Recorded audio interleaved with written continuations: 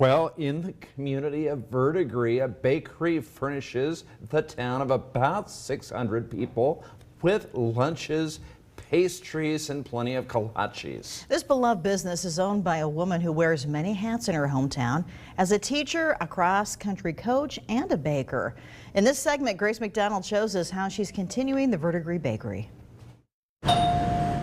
We celebrate Kolach Days every year. And I think we're the Kolach capital because not many towns can say that they make almost 1,000 dozen kolaches for their town celebration.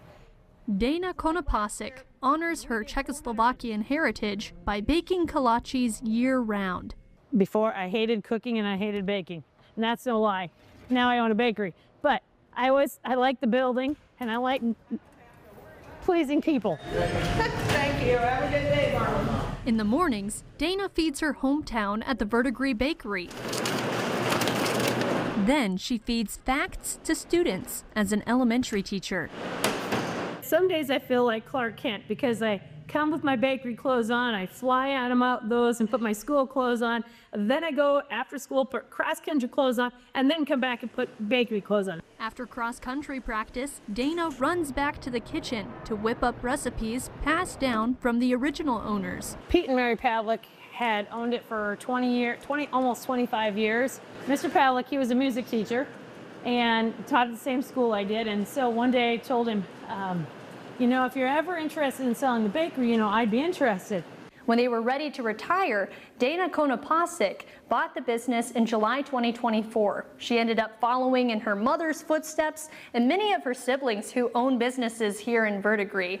Now Dana and her staff spend hours making pastries and breads to serve to the kolache capital of Nebraska.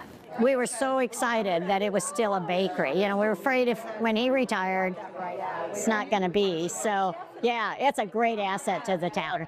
An asset that helps the small town's churches carry on a big summer event. Well, Kolache Days started, as I said earlier to you, probably about 56 years ago, something like that.